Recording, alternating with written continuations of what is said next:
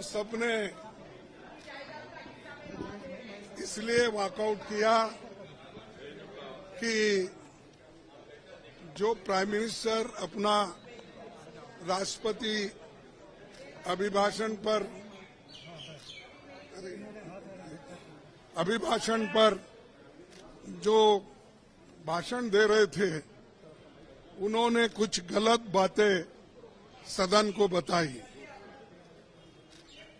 गलत झूठ, और उनकी आदत है कि झूठ बोलना, लोगों को भ्रमित करना और जो सत्य के जो विरोध में बात करना, ये उनकी आदत है। और मैंने सिर्फ उनको इतना ही पूछा कि जब वो संविधान के बारे में बोले कि आज लोग ये संविधान के लिए बचाने के लिए डंडोरा पीट रहे हैं, ऐसी बात उन्होंने कही।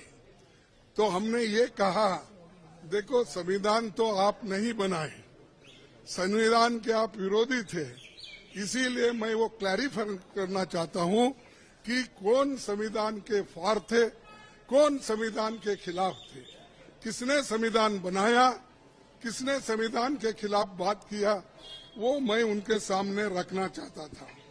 मैं ये रखना चाहता था कि उन्हीं के पेपर में आरएसएस के जो मुखपत्र है ऑर्गेनाइजर 30 नवंबर 1949 में अंक में संपादकीय में लिखा था।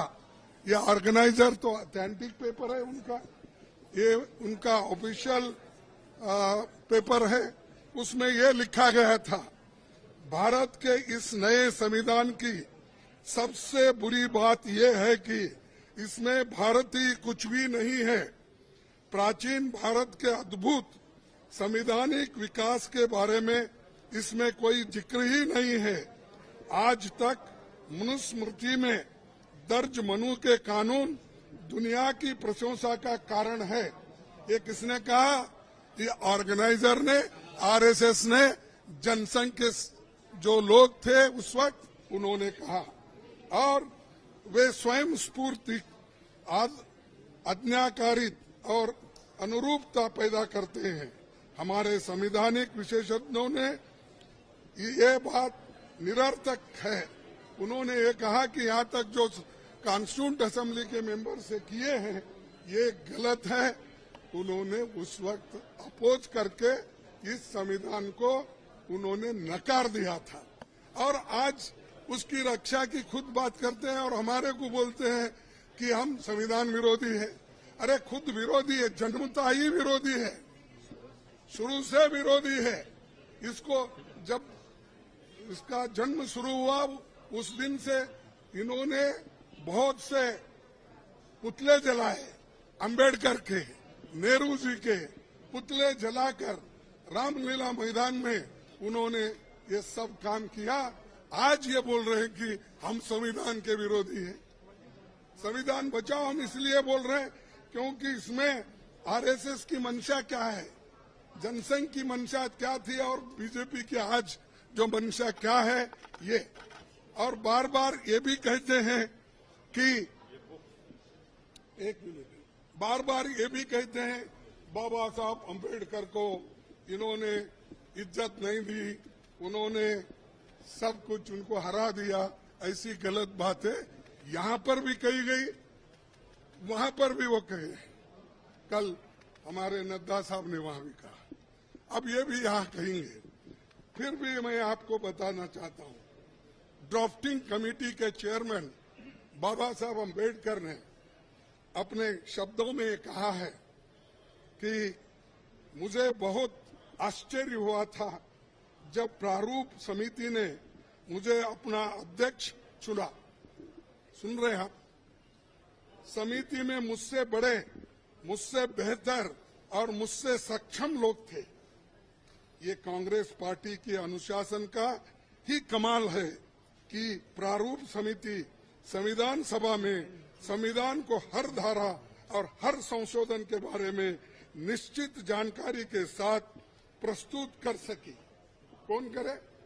कांग्रेस वाले करे।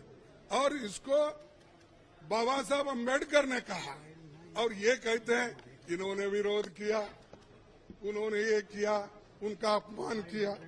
आगे मैं बताऊंगा। इसलिए संविधान सभा के समक्ष संविधान के प्रारूप के अबाध रूप से प्रस्तुत किए जाने के समस्त श्रेय पर कांग्रेस पार्टी का हक बनता है। ये बात मैं कहने वाला था और मेरी बात सुन रहे नहीं। मैं मिनटों से हाथ उठा रहा हूं। हमारे सभी पार्टी, इंडिया गठबंधन पार्टी पूरी उठ के डिमांड कर रही थी, मांग रही थी। हम ध्यान खींच रहे थे चेयरमैन साहब, ना हमको वो मौका नहीं मिला। मैं फिर प्रधानमंत्री से खुद रिक्वेस्ट किया, 1 बार 2 बार 3 बार, लेकिन उन्होंने भी उसको नकार दिया। मैं जो झूठ बातें उन्होंने बोली है ये पूरे मेरे पास है।